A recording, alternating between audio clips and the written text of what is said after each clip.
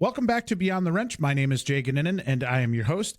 On today's show, we welcome Jay Marrazzo. Jay is one of the most unique and smart people that I've met in this industry and has experience from all over the world and is going to help us understand how to improve our dealerships and shops in a number of different ways. Jay, I really, really appreciate you taking time to join the show. How are you? I'm definitely unique. I don't know what's smart.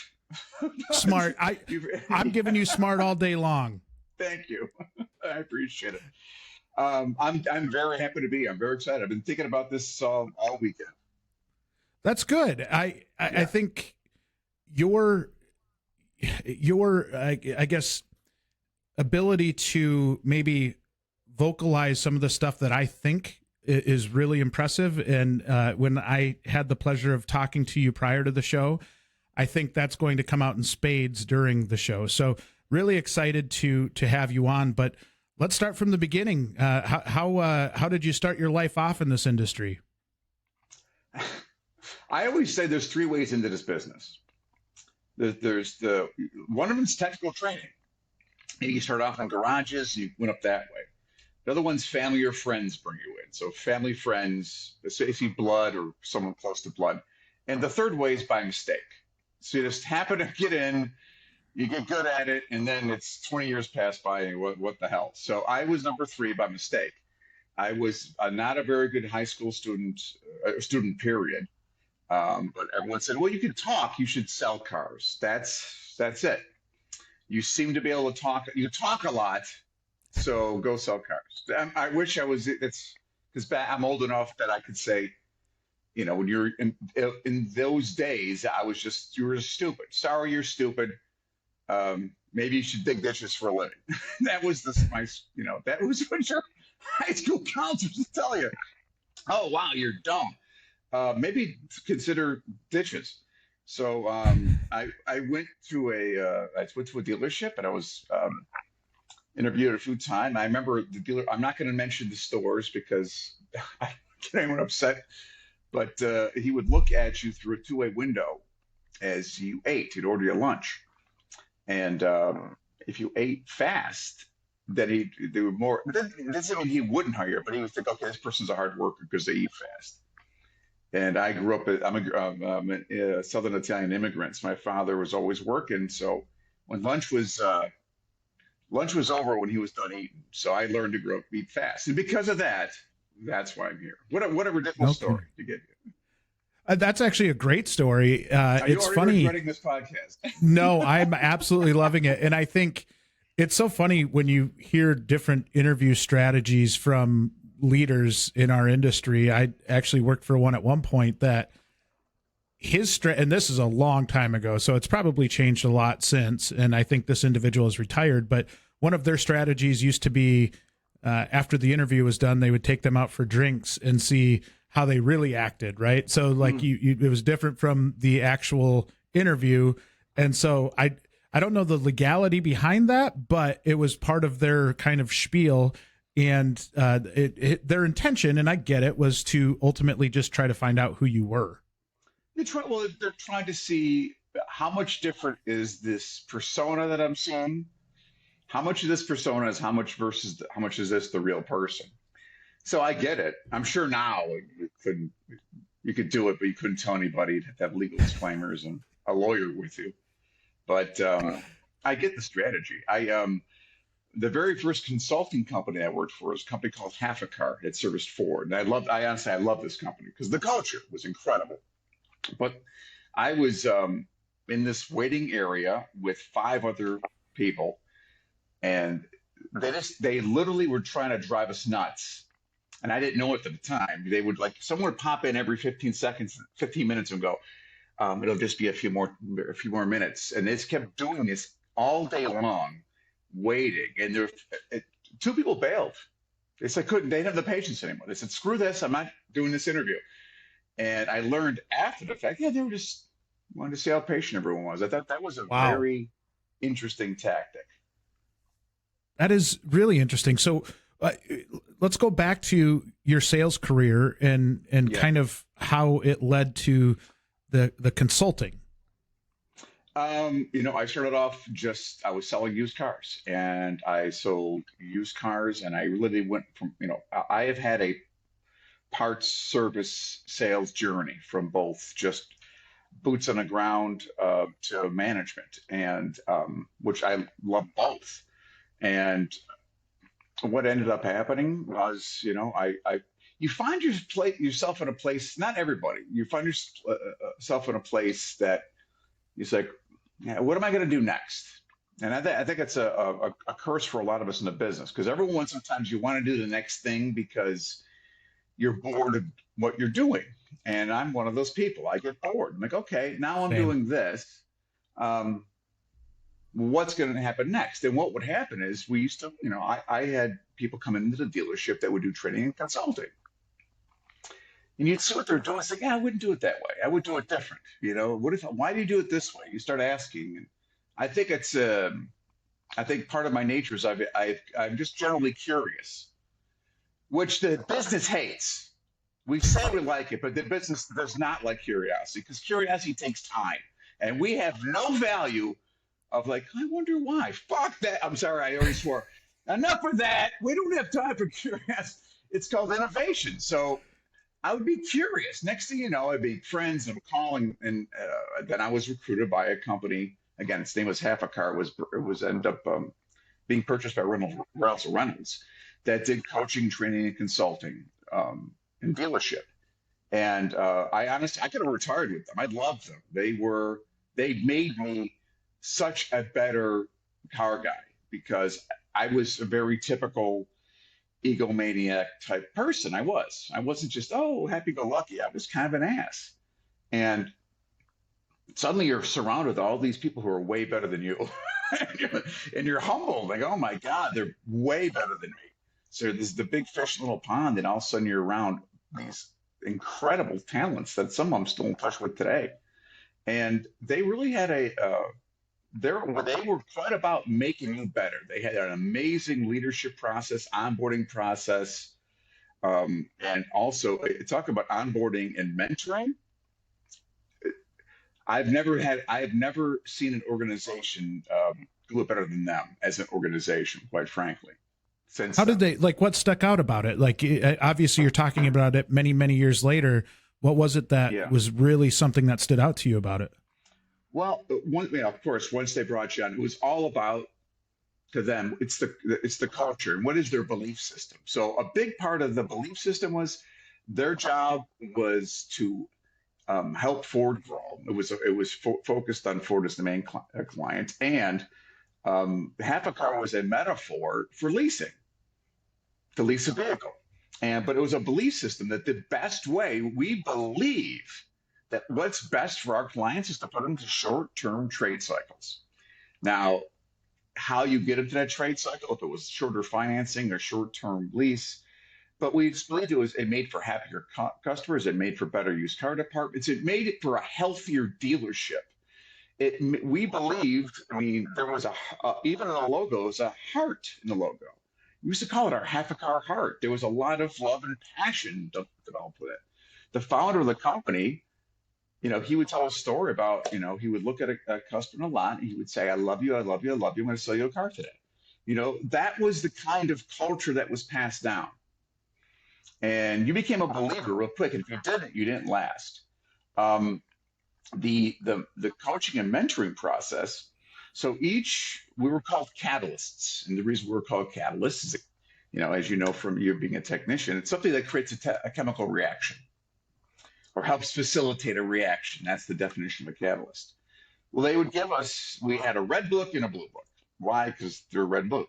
And each one had 10 to 12 different aspects of your position that you had to master before you were sent out on your own.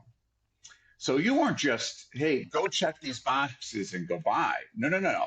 You had to go out with a master in that particular field. And just because you went out with them doesn't mean they signed your book. They might say, well, you really screwed the pooch. We'll try next time. And they would say, you suck at this, work better at it. But until you got those books signed and handed off, you, you were not on your own. You were still in training. So, and that could take months. And also, this is a great story. I use this on our, we'll talk about, I'm sure we'll talk about SQS. Um, so it's one of my, I don't know, my first week out on my own. And, I'm like, I'm nervous as hell because I'm going to a dealership on my own. It's weird because I'm the consultant on my own. And I'm a young man, and my boss calls me, and I'm, old school phones. Hey, his name is Joe Glowacki. If Joe ever sees this, I love you, Joe. Um, it's like, hey, how you doing? I said, Joe, I'm going to be there. So I'm going to be there at 7 o'clock. I'm going to Kodak the store. I'm going to do that. And he goes, hey, take it easy, take it easy. What'd you do last night? Like, I remember. No, what'd you do? Did you do this? Did you do that? How was your morning? What'd you do this morning? Did you do anything? Did you work out? And and he just kept talking to me until my pace slowed down. Wow. And when my pace slowed down, he goes, Jay, I trust you. I'm not checking in on you. I just want to make sure you're in the right frame of mind Wow. before you get to this dealership. That's Now, brilliant. yeah, it's brilliant, but it's so simple. It's just Yeah. basic humanity, basic human relations. So it's these experiences that made me who I feel to be the coach and consultant facilitator today, because I was never taught those lessons in retail.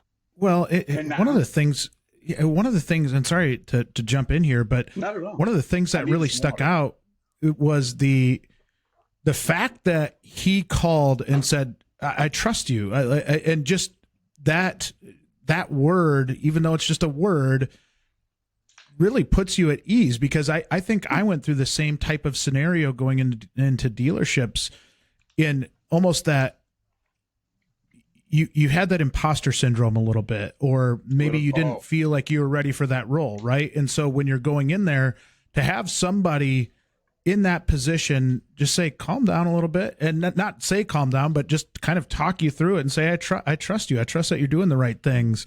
Man, that means the world.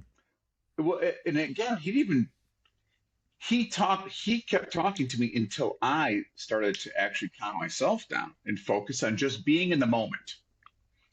Just be in the moment with me, because you need to be in the moment. We're so concerned about what's going to happen next that we're not being ourselves. I talk about that about ASMs, service consultants, service writers all the time. How can you possibly write someone up in the service drive and ask them, well, when you say it's making a kind of a grinding, crunching sound, when you say that, what do you mean? When did it start? Tell me more about it. Unless you're in the moment with them, you can't properly do that, because you're worried about what's going on next, whatever's going on in the shop right now. And then the one are lined up waiting for you. When you're worried about that stuff, you can't be in the moment with the person, and you can't build a relationship. You can't ask them questions. You can't do a good write-up. It's just not possible. But Yeah. in fixed operations, we sell time for a living. So when you sell time, there's this constant anxiety about the time. But we don't look at it as there's a time investment. If I invest more time up front, it's going to save us a ton of the time later. But it's just, these aren't things that have been passed down quite well. Sorry, I took a Well, tangent. no, I think you're hitting on so many points that I felt throughout the course of my early career, in that I grew up in a shop, and if you weren't moving, you felt like you were slacking, right? So like you're always kind of doing something just to do something at times, especially as a young technician. And I still see young techs out there today that look at it that way, right? Like, okay, if I'm not moving, if it looks like I've slowed down, I'm going to have this bad impression on me. Now, the opposite side is very true now too, where one of the more common complaints in a service department is that I can't get these guys off their phones. They're always on their phones. And so I think maybe that it has shifted a little bit to maybe where they aren't as scared as the boss as I was when I first came into the industry, but it was I very much had the same experience that you did. Well, and I think a lot of us did. And but that's I don't know if you want to save some time for generational stuff, because Love that too. that is we're facing a I look at generations as individuals' cultures also. They're all separate cultures. And it's just we have a new generational culture that the old tools really aren't going to work anymore. I mean, there's some that maybe can cross over, but for the most part, they're not going to work. We got to retool. We need new tools for the toolboxes because what they require, for the most part, we weren't given. We were just yelled at and say, "What the hell would you? Come on, quicker!" And like, "Why are you wasting so much damn time?" I don't. So we're conditioned. We're really, that anxiety is a form of PTSD. It really is. It's post traumatic stress. Because well, let's talk about comebacks for a second. So in our workshop that we talk about comebacks and what's the culture of a comeback. When a comeback happens, what does everyone do? Everyone just freezes up. Why? Because immediately we're waiting to point the finger at the cause. Why are we pointing the finger at the cause? Because we know they're going to be in trouble, not us. And then whoever got the comeback, suddenly there's this, oh my God, I'm the worst, so now I'm going to start blaming everyone else other than me to make it feel better. The culture of a comeback is not okay. Of course, mistakes are going to happen. Why did it happen? How do we get better from this? Because how do you get better how do you develop a mastery of anything unless you mess up hundreds of times? We don't allow people to be masters anymore. We just, no, you got to be. We just, that's a major shift in just society, and that's something that automotive needs to keep up with. Which, hey, I know you're trying, Jay. So am I. It's so interesting that you say that, because I think that is such a true point, in that we like to rub, say in this instance, a technician, they screw up, they have a comeback. We like to rub their nose in it rather than trying to learn from it and educate from it. And a lot of, or even see, maybe, you know what, they tried their tail off, they just weren't trained properly in this, or Exactly. you're trying to get to the root cause rather than the Band-Aid approach, which is what a lot of us do, which is shove their face in it. Why did you do this? You screwed up. And the person's already beating themselves up terribly. And we wonder, I think you look at entry-level technicians specifically, we have a really high attrition rate of young Huge. technicians. And I think what you said right there is exactly why we have that high attrition rate. Yeah, because we're also employing what we learned. And I'm little bit older than you, but I think sounds like your bosses were the same with you. If if someone were to yell at me at a store, "Hey, get this done," I'm not going to be overly affected, unfortunately, because I neither would you, because we've been hit a few times, so it doesn't hurt as much. But to a younger generation, that all caps is threatening, and I'm not blaming them. It's just the way it is. Yeah. Yeah, yelling a little bit. That's way more. That they're. I this is this. I shouldn't even say this metaphor, but I'm going to do it anyway. I said this to my wife, my late wife. So I'm not. Please don't hurt me. I used to say all the time to her, "Listen, when it comes to emotions, you have 220 volts. I'm only wired for 110. So when you when you send all that voltage into me, it overloads my circuits because I don't have the wiring to handle it. That's why I melt down." And I would say for the newer generation, not all of them, but in general, they're wired like for low voltage, for like 5 watts for an LED, and we're sending out 110 volts to them, and that's it. And they don't internalize. They just leave. They just goodbye. It's over. They don't even try to fight or try to do the tough thing. It's overwhelming to them. They go. They say that's Well, a they new have skill set. options though, right? Like that's one of the things maybe we didn't have as much when we were growing up, was Agreed. An array of options where if you don't treat me right, I'm just going to go somewhere else. And I think, 20, 30 years ago, you were lucky to have a job, and it really has shifted to where you're lucky to have that person working for you. So, I think in a way that almost forced us into a different approach as leaders within our industry. I think you make an excellent point because, yeah, there was less on the menu to choose from. And we were reminded of it also, you know. Yes. So part of the work ethic is if you don't do this, if you don't do these basic things, you're a lot less likely to have these things. Well, that's changed, you know, quite a bit. Um, about a month ago, I was, taking an Uber to the airport, and I don't know how I got into the topic about what I do, but this guy went through T10, so it's went through Toyota's program, the training Great class. program. Um, he went to a dealership, which I won't bring up, and again, it has nothing to do with the store, but after a year of changing oil, he was done. He said, I drive Uber and Lyft, and he does a couple other things on the side. And I said, well, what if I could get you? And I'm trying to see if I can get him back. He goes, nah, I'm happy doing what I'm doing. I'm fine. So that other part of doing the repetitive work over and over and over again, that is not something a younger generation and it's going to be, it's not going to be as easy for them. I'm not saying, hey, they got to learn. They do. However, we're going to have to change the way we coach them to that. We're going to have to do things to help break the monotony, because it's more monotonous for them. Because if everyone says those damn kids, they're your kids, you did it. These damn people, who raised these kids? So it's all our damn faults that did it.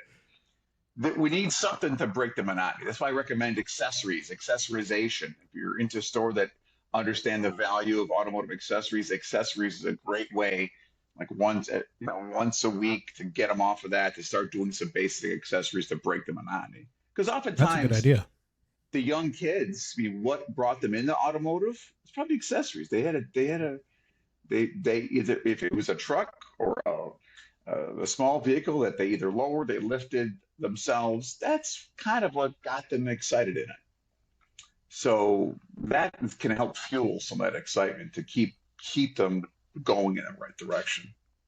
What a great point that is. And I think the concern from any shop's standpoint is we want to get, obviously we want to get them off of the lube rack and as a mainline technician as fast as we can, because then they're producing and they're doing a good job. I think one of the concerns that a lot of shops have throughout the country is that we still have to change oil and we still have to change tires. And there's a dying breed of anybody that wants to do that type of work. And that, I think that's a real concern, because, and maybe it's coming up with a different incentive system to do those things, and in a way that you could produce people that could actually make a good living doing that stuff. I don't know what the answer is, but I do know that's a concern from a leadership standpoint. I don't know if I have the answer either. However, the reality is the U.S. oil change market is pretty much still owned by the aftermarkets. The aftermarkets pretty much own that market. I mean, to a major degree, 75–80%, they own the market. If we're doing, especially if it's factory prepaid maintenance or whatever it may be, if we're doing basic maintenance, oil change rotations, that is all that's supposed to be, really, is a date to show you that we love you. It's Valentine's Day. Here's some flowers. That is intended so we can build a relationship with this customer, to remind them that we're trustworthy. We want to take care of your vehicle. We want to take care of you. We want to keep whatever the brand it is the way it is. If that is the purpose of it, we get stuck on the damn transaction. The purpose of this is because we make this much money per. I know that, obviously, duh. But there's a big picture. There's what does the customer feel from this? If all they feel is us trying to make money on them, they're going to go someplace that there's less pain, and just do it. Go ride through Jiffy Lube and go, no, no, no, no, no, no, yes, yes, no, no, done, next. And sometimes we think that building these giant Taj Mahal dealerships makes our customers more comfortable. It doesn't. It's our people that make them comfortable. It's us. If you're enjoying Beyond the Wrench, remember to follow and rate our podcast to help support the show. Right now, we would like to give a shout out to this week's sponsor, Sonic Tools. Sonic Tools' direct distribution model offers affordable prices without sacrificing quality and service. Their goal is to increase the efficiency of every technician with the equipment solutions and the Sonic foam system that organizes quality tools in ways that award every technician with the opportunity to excel. Visit sonictoolsusa.com to learn more. So if you asked and I always this talk about culture, can I go down this rabbit hole or no? Please, please, please, absolutely. So I look at, if you look at a dealership from service BDC to technicians and porters and everywhere else. So first of all, if you look at the department wise, you have a sales culture, a parts culture, a service culture, and even have a general manager office culture. These are different cultures within a dealership. And I always like the metaphor I use to prove it is, well, think about a WIO, the WIO process, the do build process, which I love bringing that up to dealerships and saying, hey, how do you like your WIO process? I've never heard yet. I never heard that. Yeah, it's awesome, ever. It's always a piece of crap. Like, oh, it stinks. Oh, great. No one's going to fix it though. Okay. So, all right. So if you're a fan of History Channel and history, if you have warring cultures to avert war, we form treaties to avert war. And I look at that's all a WIO is. A WIO is just a treaty between warring different departments to avert war. And that's why, and you can tell it's not actually one holistic culture. A dealership unfortunately starts off with 4 cultures that they have different belief systems. They have different cultures and traditions. They have different languages. They do. We have different language based on department. We can go into a department and they all have their individual slang. So now, if I just bring it to the service department, BDC is a culture. Whoever is there's a porter culture. There is a service writer culture. And by the way, there's 2, because there's the express service writers and there's the repair service writers. And then they're in the shop, there's separate cultures. There's the apprentice techs and the mainline techs and the master techs. They all literally exist. It's like these separate, they're all separate. Service manager, shop foreman, your porters. And this is just my personal line. In the absence of a unified culture, everyone's going to work their pay plan. And that's exactly what happens. Each one works its pay plan rather than working collectively to take care of that customer. And what's the end result? We just spend tons of money on ads because we keep turning people and we keep turning customers. So, and we're just reactive. So I imagine a world when we start looking at this differently. What if we invested in our people, invested in our culture? When you see dealerships that have done that successfully, it's amazing. All the advertising costs go down. Suddenly they're not sending out $49 oil changes to try to upsell the living hell out of them and then pissed off because the customer didn't buy anything. Well, what does it say about your culture if that happens? Yeah, absolutely. I think it's almost anxiety driving when you talk through that, right? Because I think it's so true. In so many of these businesses talk about the silos, right? And you just talked about each silo. And I think the more and more you break it down, the more and more you realize the walls on those silos are pretty high too. There's a bunch of them and they're pretty high. And so you don't have that cohesion within a dealership. And I think that's obviously very concerning, but it is funny that even for me, there's blind spots. And as you're talking about the porters, the culture for the porters, the culture for the writers, the more and more you think of it in that way, I think that really opened my mind there. That's a really good way to look at it. And by the way, the porters, and I was taught this by that guy, Joe, who called me that morning. He taught me this. He said, always enter a dealership from the furthest door in the back, the shop. That's where you walk into a dealership. It's like walking into a restaurant through the kitchen. That's where you see the sausage is made. You can figure out how healthy a dealership is from that perspective. First people he talked to was the porters. He goes, why? This is what he told me. Because we have an amazing habit in this business of saying anything in front of them as if they don't exist. We will be planning a murder, plotting a murder in the service manager's office and talking about where we're going to bury the body. And yeah, the keys are, no, over there. No, get it there. Yeah, anyway, we're going to kill this guy. And we could care less about their existence. And why? We just think they're a porter. No one cares about them. So what? And it's just this weird thing that we accept. It's just, we accept it as normal. This is, if there's ever been a time, I thought COVID would be it, that we have to collectively stop. Just stop for a second. Do we see our behavior and that we're just constantly repeating it all the time? It's amazing to me. So well, anyway. and especially when it's young people that we're trying to bring up in this business, yet we treat them that way. I mean, it is truly chasing our tail, and it truly is mind blowing. Like that we would even consider treating young people that way in our dealerships.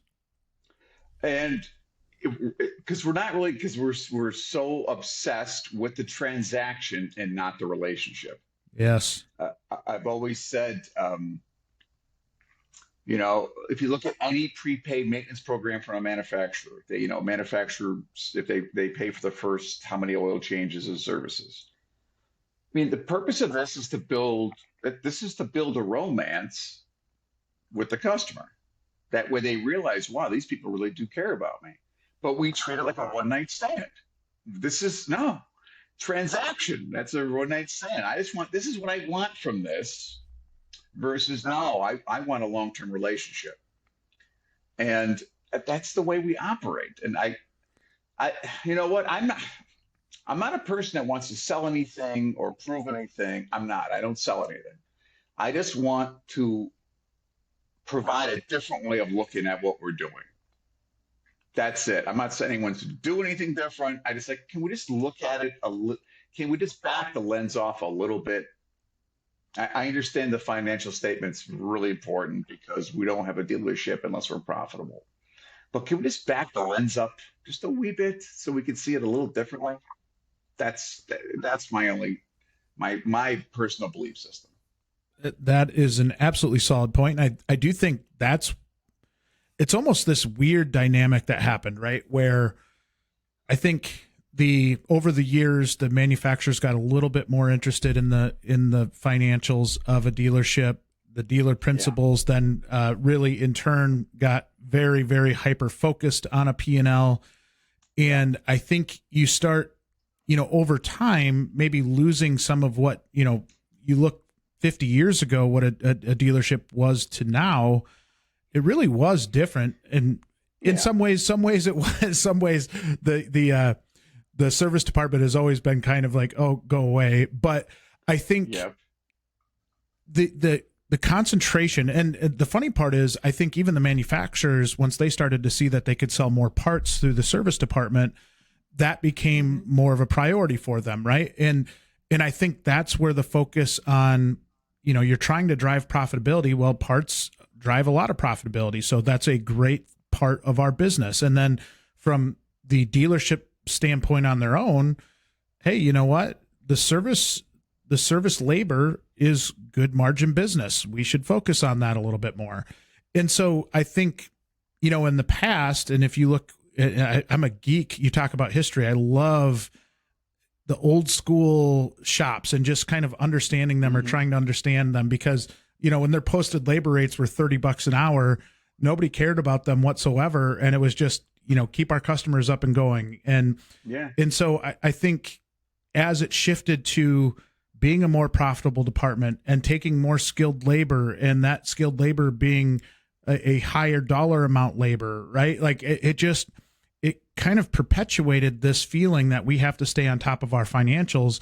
And I think maybe somewhere along the way, we did exactly what you're saying, in that we lost vision on who we're actually trying to take care of here. And I love going back to I'm not saying that old school is all good. Obviously, we did a lot of bad too. But I think Yeah. what we did better was relationship. I think it was more harsh and probably, but we were just, well, we were just older. We were just harsher with each other, you know. But I think we were more clear on that. Especially with our customers, we understood. You got to make them. How do you make them feel good to come back? And and I think that's what we are. One of the other curses is in the industry. We really, well, number one, and I'll just say it, we have way too many GMs, meaning the vast majority of general managers in the industry that do not have fixed operations experience. And when I mean no fixed operations experience, I mean they don't understand the culture of it. I mean, if they, and it's not their fault at all, Right. Right. because let's think about it. Young sales consultants, forget about the onboarding manual. That means nothing. That's a CYA document, so we don't get sued. Onboarding occurs during experience. New sales consultant, imagine a new sales consultant walks into the parts department somehow, or puts the thing up, walks in, walking around. Wow, look at all these parts. You know what they're going to hear? Who the hell are you? I work in sales. Well, goodbye. We'll learn your name in a year if you make it. And that's common. So we just train them. Oh, we hate you. Then they go to the sales managers. Yeah, this threw me out. Yeah, they're assholes. Yeah, we hate them too. So we train. That's a trained behavior. We reinforce that we're separate all the time. So that is part of this cultural indoctrination, and it's not even current; it's old. So for I think in the scientists, this is one of my favorite scientific studies. This whoever he was takes 10 monkeys and he puts them in a cage and he puts across the lab room like a fake tree with a bunch of fruit on it. So he lifts the cage. All the monkeys start running for the fruit. He has a hose. He starts squirting the monkeys down. They all run back in the cage. He repeats the exercise over and over again until when he lifts the door of the cage, none of them leave because they all know, hey, we know you're going to squirt us. We're not doing it. So he takes one monkey out and replaces it with a brand new monkey, never been squirted before. Opens the cage door. The one monkey who has never been sprayed starts running. The other ones grab them. Oh, no, no, no. They're going to spray you. Eventually, he replaces all the monkeys one by one until there's 10 monkeys in the cage that have never been sprayed. But when they lift the gauge, none of them run. So that behavior was passed down even though they don't even know the stimulus of why it happened. And thinking, are we just a bunch of monkeys in a dealership running around? Like, and I'm not excluded from this. I'm part of it. It's like you see, we are perpetuating behaviors that have nothing to do with our current situation or current economy.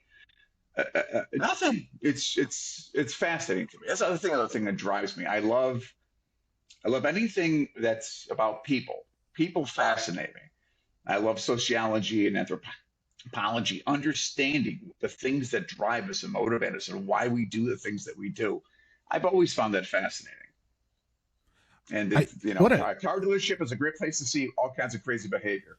It sure is. But that analogy that you in that study is such a great visual, because I think anybody that's listening to that can visualize what you're talking about and understand exactly what happens in a dealership, and more specifically a service department, because we've all been there. If you spent any time in a shop of any type, you see that culture even between the service manager and the technicians. And if you've got a service manager, I had one that worked for me that was very old school and would just browbeat everybody, right? Just really, just even the customers was just, he was not a pleasant person to anybody. And so I think over time, what you lose there is similar to what you're talking about with the monkeys in the cage. They won't even ask a simple question anymore because they don't want to get yelled at. And I think that isn't just the new generation. I think that's from if that's any age, right? Like if you're just going to get scolded Absolutely. for everything, you're just not going to want to do it. And that's what gets passed down when someone says, go back to the WIO, brand new person, they signed an onboarding manual that's this thick. And it says you'll follow a process in it probably 50,000 times in all the processes. The first WIO they get, that the senior person behind them goes, "Oh, that thing's no, don't even pay attention. It's We'll all show you. bullshit. Don't even follow it." That's what I mean. That's the madness of it. We're pretending that we're highly processed. So if I there was a perfect case scenario for a young person coming in to be who wanted to be a technician, and our dealership is to let them know, the shop you learned at is way nicer than this shop. Just so you know, it looks better, it's cleaner, it's going to be dirtier here. There's way more pressure. I mean, that's the truth. That would be the truth to tell them. But however, this is the upside. This is where to learn. And this is how you can coach us on what we need to do better, because we're assuming we're perfect. We talk a lot about in our workshop young technicians with flat rate anxiety. Now, to an older generation, let me get in there. I'll It is work what it all is. you. Yeah. It's just there's a dopamine high associated to that. There totally is. It's just like it is diagnostic. If doing a diagnostic, that's why we get in diagnostic rabbit holes, is because we're waiting for the diagnostic high from figuring it out. Meanwhile, you just wasted 7 hours. Anyway, but you got your fix. But the young people they need a lot of mentoring on how they're going to manage flat rate, because that terrifies them. And why is it terrifying? Because we've kept them in the house and really fawned over them for how many years? They are more likely to think that they can't than they can. And why? Well, try being a kid now. It's not easy. No, and very solid point. Technicians, have you checked out WrenchWay yet? WrenchWay is a free online community for automotive and diesel professionals. Whether you're looking for a job or not, WrenchWay makes it easy to explore new opportunities, stay up to date on what's going on in the automotive and diesel communities in your area, and helps improve and promote the technician profession. Check out all of the job details you care about before you apply or interview with WrenchWay Top Shops. Details like photos of the shop and answers to the questions you actually care about instead of the same old copy and paste job description you see everywhere else. Open to new job opportunities but don't want to apply yet? Create an anonymous reverse job post and let shops reach out to you, and see what's going on with the industry in your area through WrenchWay's Shop Talk. Join the WrenchWay online community for free by visiting wrenchway.com or by downloading the WrenchWay mobile app. Link is in the show notes. I think one of the other things I would add to that is that they're hearing it from the more experienced techs right now, right? And if you go out to any message forum, or, if you go to a Facebook group or you go to Reddit or you go wherever, and you start reading the comments about these technicians that have been in our industry for 20 or 30 years, and how they're maybe telling young people, don't come into this. It's not rewarding. And I look at it and I'm kind of, I look at it, I'm like, technicians have never been treated better than they are right now. And in a lot of cases, but that stigma that we haven't treated you very well for eternity, and maybe that's in the back of their head. And in a lot of cases, if you're an experienced technician that's been out there for a long time, it's easy to look at the negative side, because a lot of times that's all you hear. And so I think when you talk about culture, it is figuring out ways, I feel like that our best will talk highly of the industry and really try to help help get that next generation in, and take pride in raising those up and those young people up, because without it, I think we're just kind of in this hole where we're just going to keep digging. God, that was very well said, because we don't have our own internal catalysts. We don't have who is the catalyst in the dealership who gives that young technician some hope and guidance because they need it. This is a different time. They need someone to help be, if you look at it like I don't know, or like a government type point of view, like the sales department, they have sales managers that speak for them. The parts department is a parts manager, but the service department is gigantic in scope. And when the service manager is speaking, and again, I'm not blaming service managers, most of them started off as service consultants. Who speaks for the techs? Who is their voice? Who is their voice to Congress? They need a voice. And this is going to be a very nerdy metaphor, but there's plenty of you out there. So the old Star Trek with Captain Kirk, right? For the old people, if you don't, just Google it. Captain Kirk, Star Trek. This ship was, it was a smaller ship, and there's like 10 people on the bridge because it's a smaller ship. And then there's a Star Trek from the 80s with Picard, the bald guy. Way bigger ship, way bigger crew on the bridge. Our operations have increased so much, but our crew has not. I mean, we're still running it basically with the same crew, but an average service manager, you're asking a service manager to manage the so many separate cultures. They're going to be able to manage the ones that they know, not the ones that they don't. So our technicians, not only they need a voice, to your point, that can give them the hope and give them the guidance so they can say, hey, this is what you're doing well. This is where it can improve. This is how you get to the next step. Hey, I don't blame that you're frustrated. If I was like you, when I was in your shoes, I was frustrated too. This is what I recommend we do. And also sometimes say, what can we do better for you? How are we succeeding? Are we failing? What are we doing? And that has to be a daily thing. It has to be to get them up to that level. Because we don't, going back to measurement and dealership, we're really good at measuring the things that will make us look good, and we're terrible at measuring the things that make us look bad. We never measure it. We don't measure how much it costs to turn a technician. We don't, God forbid, we put a pencil to it. We don't look at how much time wasted from a bad write-up, how much time, even a technician that's disengaged, how much time it's wasting us. And I always hear, oh, the prima donna tech, he doesn't give a shit anymore. Okay, well, why not? No, he's an asshole. Well, but why? Is it because he's just numb now after how many years, or just that was his nature and that's who he is?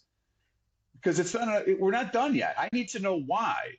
Was he miserable and then he kept asking for help and we ignored him and now he's just jaded? I mean, what is our role in this situation? Just like a marriage, there's two parties. I don't know of any relationship. It's just always one-sided. Usually someone else had a part of that relationship. And I think that's part of it also. I think we're afraid to admit that this is a relationship business. This is about people. Our relationships with each other, our relationship with our customers. The cars are just the catalyst. If we start looking at the cars as a catalyst for us to maintain relationships, we look at it differently. It becomes a relationship-based business. But we look at it as every single person that walks in the door has a dollar sign on their head. Well, that's when you lose it. That's all of a sudden all this is you're all replaceable. Anyone here is replaceable. I think it would be so impactful if the service managers out there listening heard the advice that you got when you went into a dealership for the first time as a consultant, right? Because when that person called you and said, I trust you, I just wanted to know how everything's going, you're trying to calm them down. I think so many of us look past the impact that has on somebody in being able to go out to a technician and kind of use that same type of conversation to just get them to loosen up a little bit and get them to talk to you a little bit. It is so important. And I know early in my career, I always use this story about how I wasn't a manager. I was selling parts at this, it was on the diesel side, and they would rebuild pumps. And one of the things that I did was one of the really, really good technicians that would sit at his bench and rebuild pumps. I walked by him like the first day I started and said, "Hi, nice to meet you. I'm Jay." And he kind of just, he didn't say anything. He just grunted at me. And so I made it my goal day over day to just be a little more obnoxious every time I was talking to him to see if I could get him to crack a smile. And so we had a break room that was upstairs, and his bench was at the bottom of the stairs essentially. And so, and I knew I could just kind of get through to him. Right. And so I just kind of crack a joke and walk by him, and then eventually just kind of kept going up the stairs, and I'd say, Hey. And finally I got him to laugh. I got him to smile. And to this day, he's still one of my really, really good friends, because he just, kind of took off the hard candy shell, right? The hard shell of what the persona that he was putting out was. And just as I got to know him over the years, I was like, he's one of the best guys there is. It just took a little bit of time to kind of get through to him. Well, that's a great story, because it also tells you that you approaching him, he was also expecting something. He was expecting what he usually gets, whatever that was. When he grunted, it was also, get away. If I do this, then I don't have to deal with people, because, people in a dealership, it's awful. And you changed it. All of a sudden I changed it, because that's what since he's expecting. What he's not expecting is someone to play with me, because that's what you did. You played. I want to play a little bit, have fun. And he probably didn't know how to handle it. Like, well, this is different. Like, it's when we have something that's repeating all the time, we already have a game plan in our head. But when someone does something different, there is no game plan. We go to, you become lost for a second. But in that second, you do put someone in the moment, because suddenly they don't have to think. They're not thinking about the past or the future. They're in the moment for a second. So that's a cool story.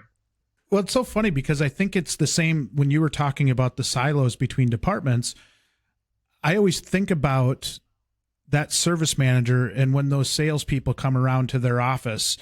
And I think it's such a unique relationship, because in the back of their mind, all the service person is thinking, the service manager is thinking is like, what do they want now? All they do is come back here and ask for things, right? It's never them coming and just wishing me a good day, right? Like, they're just basically, the only time they're coming to see me is when they need something. And I think when you're conditioned that way, you do become defensive right off the bat, because you're just sick of everybody asking for something from you. That's a great point, because it's all conditioning. So I was doing a workshop not too long ago, and I posed a question. It was a fixed operation crowd, and I showed new car inventory. And I asked the question, so who owns this inventory? And the answer was the sales department. I said, they own it? Well, they don't own it. The dealership owns it. Okay. So parts on a wall. Whose parts? And again, parts department. Do they own it? No, the dealer. Okay. Can we please stop looking at these silos the way they were designed? It's the sales department's primary responsibility to sell vehicles. That's what they're but we sell vehicles too. Every single time we make a happy service customer, we're selling. We're selling the next one. We're selling the next brand. We're taking care of that. That's what you're doing. We're just changing the pipeline. Every time we let someone know the value of putting the genuine product on the vehicle versus getting aftermarket. And even if they don't get our service, and we convince them or show the value, hey, this is why you should get a genuine alternator instead of an aftermarket one, so they understand it. Now we help the brand, and most likely help ourselves. That's part of those behaviors are crossing the silos. And I've often wondered in a sales meeting, why don't we ever have technicians in sales meetings? I mean, if there's one thing our sales consultants need help with, is more understanding the product. They don't at all. And we literally have the biggest experts on product. I mean, the ones that actually had schooling on, mechanics and engineering mindset. How it works. Yeah. Where are they at? Never. Why? Because they stay there. So I was young. I was like, I think I was 20 years old. I think I told you the story. I was with my uncle. Most of my family's in Italy, and he has a car carrier business. And we went from northern Italy, we went to Stuttgart, and we got a load of Benzes, and we're going to bring them down. And it was a fun time. Anyway, we stopped at this Mercedes dealership. My uncle always gets his cars. My uncle speaks German, so he was understanding. And I was asking to translate, and they were calling the technician to talk to a customer. And their service department, not only is it immaculate, it's got plexiglass so you can see through it like a high-end restaurant. You can see the shop, and it's, immaculate. And they could see someone putting on a white smock, getting ready to come up, grabbing the clipboard. And when he came up front, did I tell you the story? Yeah, you did, and I love it. Keep going. Yeah. When he comes up front, he's like, "Oh, it's Hans. The technician's here," and the customers are, "Oh!" They're so excited, and he's like dressed well, and he's proud. He's just proud of what he does. And all I can think of is, geez, whenever the technicians go up in the service drive, we're like, "Oh, just get out of here. We're just like, get back." It's a completely different evolutionary path of how we perceive technicians. And that, if there's anything that needs to happen, is a rebranding of what an automotive technician is, of it being a valued trade. But we diminish the value of trades. And automotive, for whatever reason, is at the very bottom of that trade list. And we don't see the value in someone doing it. But the amount of knowledge it takes to be able to do it now in this day and age is just staggering. So, and it's funny because an NPR article, one service manager sent this to me not too long ago. NPR news article about a dealership in Germany again. The technician said, "The reason I chose this trade, doesn't pay the best, but I love the pride of being a automotive technician." Like, again, not just the automotive culture, but just the culture as a whole, how it views trades. Man, we're gonna have to do another podcast at some point where we come up with a list of best practices we learned from other dealerships and shops across the world that we could imply here, or that we could implement here. And I think we could do a whole episode just on that alone, because there's just such a different world out there that we don't know about for most of us, that you've been able to see. And I think it's fascinating because there is so much for us to learn. Should I talk about Mexico real quick? Yeah, let's do it. Yeah, absolutely. So a very good friend of mine and creative partner with Toyota invited me down to Mexico to visit some dealerships. And evidently, TMC Global, Mexico has the highest service standards for quality of any other country in the world. So I'm like, "Oh, cool, I can't wait to go see." So first off, we were how many hours late because of delays? Like 6, 7 hours late. We didn't get to the dealership to 5:30. The sun had already gone down. From the dealer, general manager, everyone was still there waiting for us. They had professional presentations waiting for us to show us what they do. I was just by that, I was blown away by the culture. What was really stood out was, you could tell by their attire who was who, and I guess this person makes more money. But you could see how they really understood how without them working together, this doesn't work. I mean, they really embodied it. In the service drive, they measure stuff manually, not using technology, a lot less tech, a lot more manual measurement. Stuff like proactive versus reactive comebacks. So comebacks that the BDC caught versus what that were caught in the drive. So that way they can inform their BDC and different word tracks to make sure we can catch more comebacks to reinforce that. So they use it as not just that, but also as how do I take that data and remeasure it? The oil recovery areas, you can lick the floor, clean as can be. They walked me to the warranty cage. I'm not kidding. I didn't know where I was. This is impossible. This is too perfect. I've never seen anything like this. And I kept asking, really, this is it? Why? Everything is perfect. Everything's tagged and bagged and dated and filed. It was incredible. Another dealership, every single technician gets neoprene cutouts for all their tools, same ones. Shop foreman has a list of everyone's tools they need to be able to do the job based on their qualification certification levels. At the end of the month, Does an audit, and if they're whatever they're missing, just give them the tools. Now, They're obviously, not fighting them. No. It's a bit excessive, of course. It's like, okay, why did 50 tool, whatever. But if it's just, normal stuff that would break, it's here. Here's the $80 in tools that, God forbid, we brought up, can I have $80 for tools? The Snap-on trucks out there. I mean, it's just simple stuff. Just do it. We waste more time on the arguments and hiding the fact that broke. The amount of wasted time we waste is nothing. It's just buy them the damn little whatever. And the last story, we're with a master tech who was also like a shop foreman, and there was a vehicle in. He had developed his own app to track comebacks, and also not just to track comebacks, but to target the training necessary to prevent them in the future. And I was with all their factory representation and also all their dealership representation. And I asked the question, so what happens when it comes back the second time for the same condition? And they started speaking, and I understand some Spanish because the similarity to Italian, so I could tell they didn't understand. I said, wait a minute, if it comes back the second time for the same condition, second time, saying, the reason they're confused is because it doesn't happen. They don't understand the question because it doesn't happen.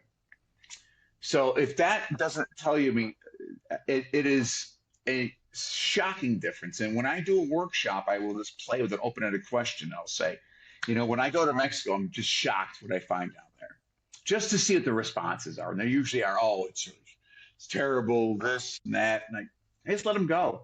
And then I show pictures. And we don't even come close to what they do right now. It's at the stage. However, we are starting to see stores, and I think you'd agree with me, Jay, that are getting there. They are. Yeah. I'm just saying as a whole, but we are starting to see stores that see that vision and that are changing things.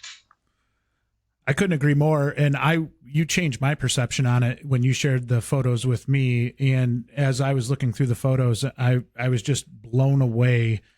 You talked about the oil recovery area, and I just incredibly spotless, and was totally different than what I probably had preconceived in my mind. And honestly, probably really I hadn't even thought about it in the past, right? About how a shop in Mexico is run versus a shop in the US. And as I was looking at them, I'm like, again, you can learn something from everybody. If they're doing something better than you, try to figure out how they're doing it and maybe implement that and take that idea into your business. And I think so much of what we talked about today is a lot of things that we can do. We can look at other businesses. We can look at other dealerships. We can look at other shops. We can see what they're doing. And hopefully we work together at some level and try to make this a better world for those technicians that are out there, because we have to. We can't just keep that old school approach with communication and with culture,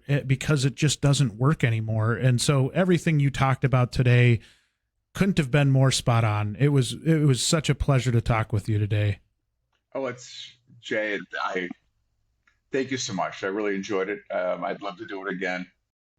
That wraps up another episode of Beyond the Wrench. If you liked this episode, please show your support by rating and following the podcast.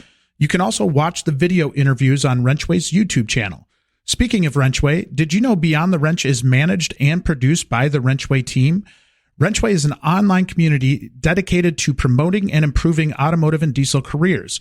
We help technicians find the best shops to work at, and we also help auto, diesel, and CTE instructors get more support from local industry. You can learn more by visiting wrenchway.com.